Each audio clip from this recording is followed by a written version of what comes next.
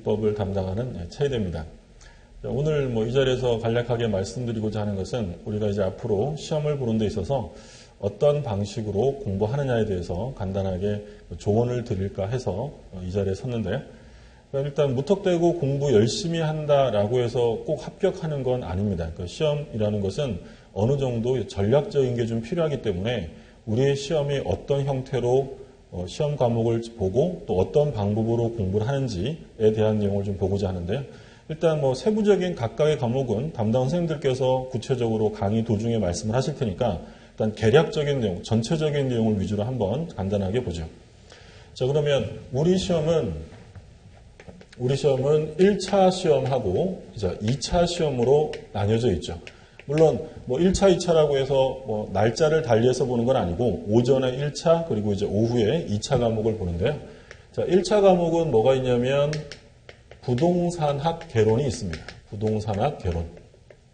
그리고 이제 민법 및 민사특별법이죠. 이 순서는 이제 우리가 시험장에 들어가면 그 문제 순서예요. 그러니까 1번부터 40번까지가 개론이고 41번부터 80번까지가 민법이고요. 그래서 2차 과목으로 이제 제일 먼저 우리가 보는 게 부동산 중개사법이죠. 공인중개사법, 부동산과 관련되는 공인중개사법을 시험 보죠. 물론 이제 법령하고 실무를 다 같이 한 과목으로 보고, 그리고 이제 부동산 공시법이 두 번째 과목이죠.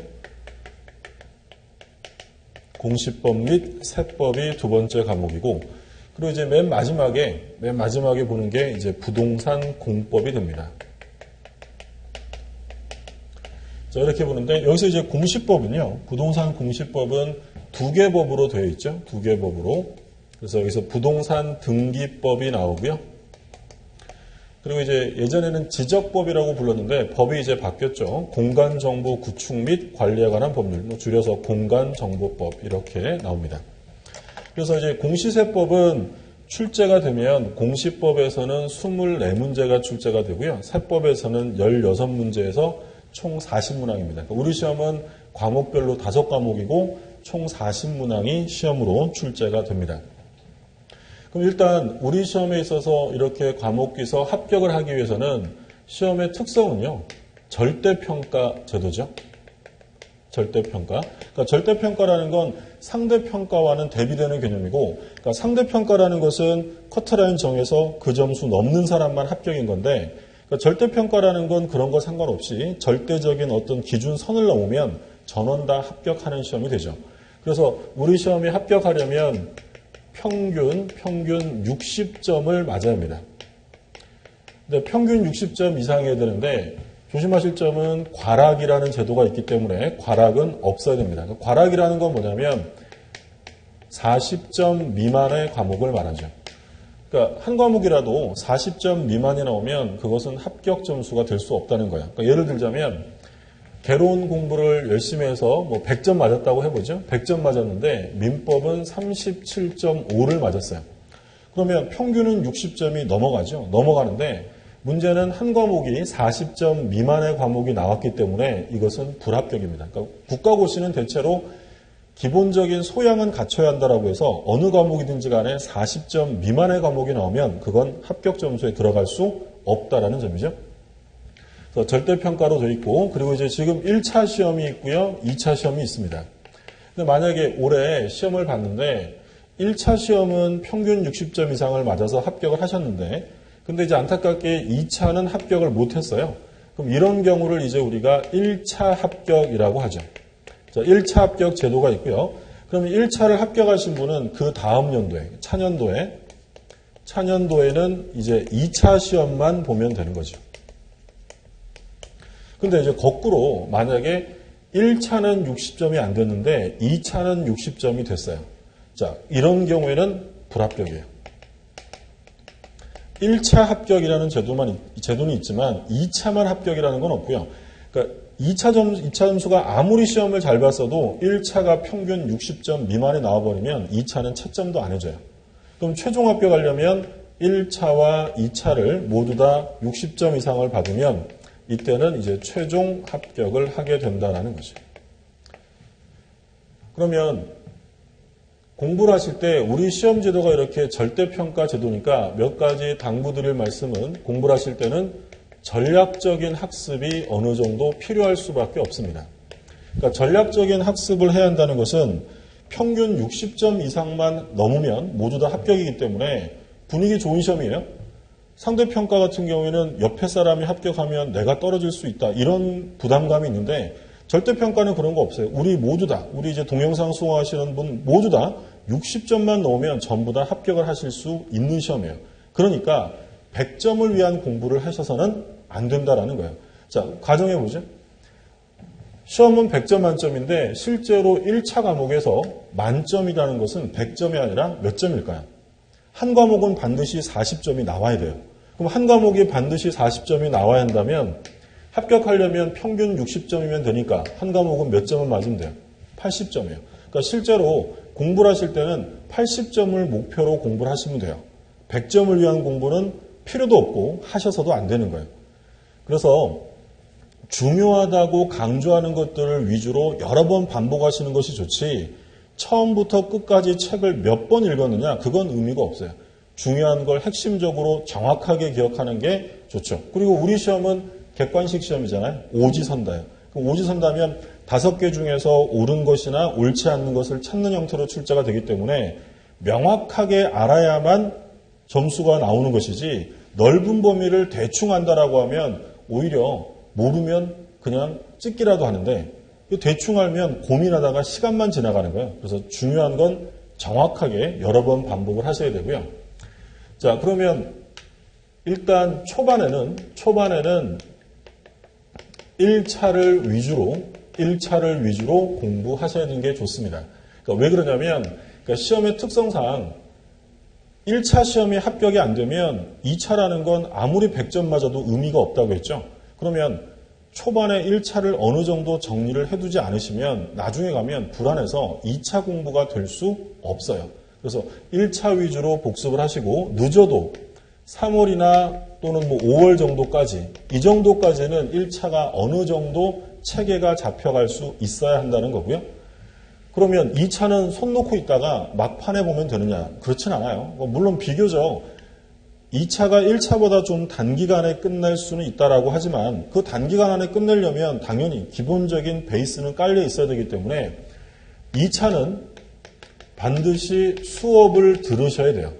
수업도 안 듣다가 마지막에 그냥 한 방에 끝내겠다. 이건 좀 욕심이기 때문에 그러니까 복습은 계속 1차 위주로 하시고 그리고 2차는 수업을 듣는 정도로 하시면 돼요. 시험 과목 중에서 양이 제일 많은 것을 꼽으라고 하면 바로 부동산 공법이에요. 그리고 이제 또 양이 많은 게 민법이죠.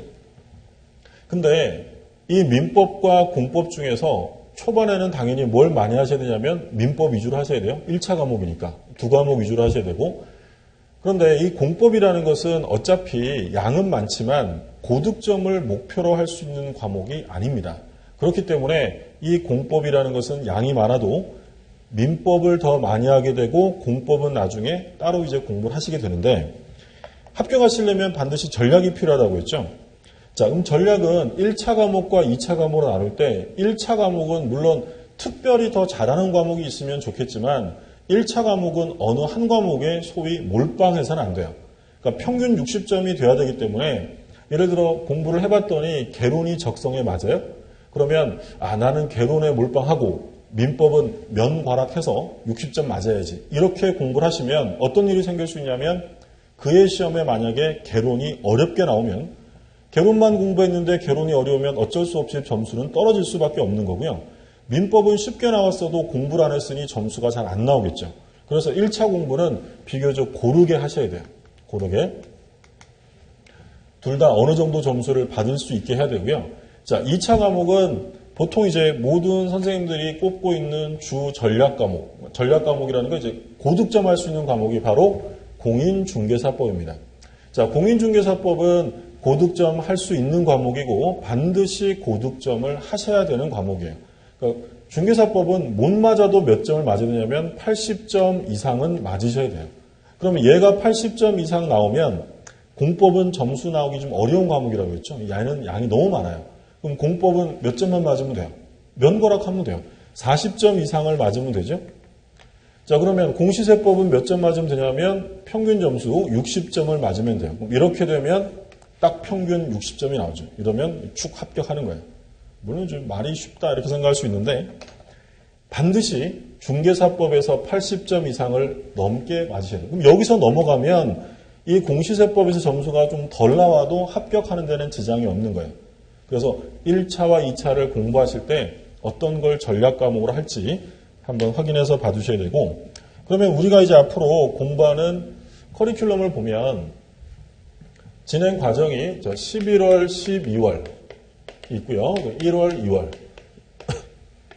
3월, 4월, 그리고 이제 5월, 6월, 7월, 8월, 그 다음에 이제 9월, 10월 이런 과정이죠.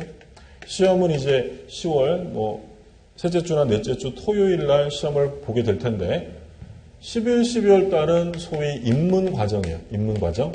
자, 초반이죠. 그러면 이 입문 과정에서는 우리가 뭘 목적으로 하는 거냐면 이 입문 과정에서부터 벌써 모든 것을 정리하고 이러실 생각하면 안 되죠. 여기는 그냥 좀 재미나 흥미를 붙여가는 과정으로 기초적인 용어나 이런 것들이 1월 달에 들어가서 기본 과정을 볼 때 생소하지 않도록 한번 확인하는 과정이다라고 생각하시면 돼요. 공부 이제 처음 시작하시면 우리 11, 12월 달에 처음 시작하셨다고 이제 막 색색깔 색연필 사가지고 내 열공 열랩 해야지 이러면서 여기서 너무 힘을 빼버리면 뒤에 가면 체력적으로 부담이 돼요. 우리 공부는 마라톤이에요. 상당히 1년이라면 상당히 긴 시간이잖아요. 여기서는 이제 기본적인 것들을 입문하는 과정이다. 흥미를 붙여가는 과정이다라고 생각하시고, 자, 1월 달부터는 이제 기본서가 나오죠. 이때까지는 이제 입문서 가지고 하는데 1월부터 5, 6월까지는 기본서 과정을 거칩니다. 근데 이제 요 기본서 가지고 1, 2월 달에 한 바퀴, 3, 4월 달에 한 바퀴, 5, 6월 달에 한 바퀴, 총 3바퀴를 돌아요. 그럼 이게 이제 기초 과정이면 여기서 이제 기본 과정 하는 거고요. 5, 6월 달에 심화 과정이에요. 그러니까 내용, 이름만 다른 거지 책은 똑같은 책으로 반복해서 보는 거예요. 그래서 이제 양을 1, 2월 달에 했던 것보다 3, 4월에 양을 좀 더 붙이는 거고, 그리고 5, 6월 달에 마지막으로 총정리, 심화 과정이다라고 생각을 하시면 되고요. 근데 우리 시험은 말씀드린 것처럼 객관식 시험이에요. 그럼 객관식 시험이라고 하면 이론상으로는 이해가 됐어도 그게 객관식 지문으로 나오면 바로 접근이 안 되는 경우가 허다합니다. 그래서 7, 8월 과정에서는 이제 객관식 문제풀이 과정을 거칩니다. 객관식 적응력을 키우는 거죠. 우리가 공부했던 이론들을 문제화해서 언제에서 어떻게 출제되는지 형태를 보셔야 되고, 그리고 이론과 문제를 매치시키는 과정이다라고 생각하시면 됩니다. 그리고 이제 시험에 임박해서 9월 달에는 소위 동형 모의고사 과정을 하죠. 그러니까 동형이라는 건 같은 형태. 그러니까 실제 시험과 같은 형태로 매 수업마다 40문제 처음부터 끝까지 전범위 출제가 되고요. 그러면 여러분들께서 반드시 풀어보셔야 돼요. 그러니까 꼭 당부드리고 싶은 말씀은 우리 이제 동영상으로 공부하시는 우리 여러분들은 문제가 나오면 나중에 그 문제랑 수업을 같이 듣는 경우가 있는데 절대 그러시면 안 돼요. 이 동형 모의고사에서 가장 중요한 의미는 뭐냐면 정해진 시간 안에 그 문제를 풀어낼 수 있느냐가 중요하기 때문에 우리 동영상을 들으시는 분도 수업을 들으시기 전에 먼저 문제를 꼭 시간 정해놓고 풀어보시고 그리고 수업을 들으시는 거예요. 전 과목 다 계속 한 달 동안 진행이 되고요. 10월 달은 이제 마지막으로 특강 과정이 있죠. 특강 과정. 그래서 문제풀이 해서 과목에 따라 100문제 또는 80문제 이런 것들을 이제 마지막으로 정리합니다. 그러니까 이게 이제 우리 정규 과정이에요. 정규 커리큘럼이고, 그리고 이제 도중에 5월부터 7, 8월에 각각 과목마다 중요 부분에 대한 특강 같은 것들이 있을 수 있어요. 특강들. 이런 식으로 해서 과정이 거쳐진다.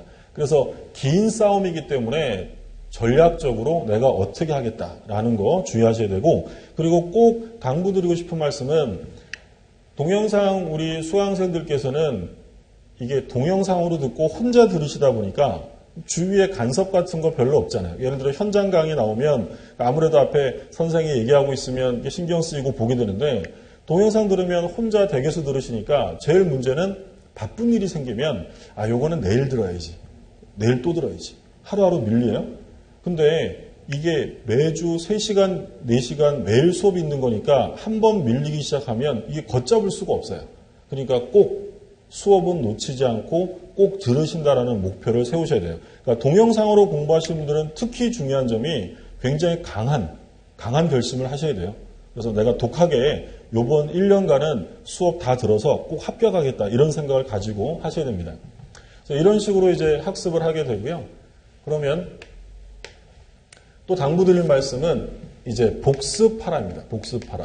복습을 해야 되는데 일단 예습은 기본적으로 안 하셔도 됩니다. 복습이 중요하죠. 우리 수험 특성상 앞에 내용들 중요한 것도 아닌데 혼자 공부하시면 오히려 공부에 방해되니까 복습을 위주로 하시는데 그러니까 복습을 할 때는 꼭 당부드린 말씀은 거침없이 하셔야 돼요. 거침없이 복습하라. 그러니까 거침없다는 건 중단하지 않으셔야 한다는 거예요. 중단 없이 복습을 해야 한다.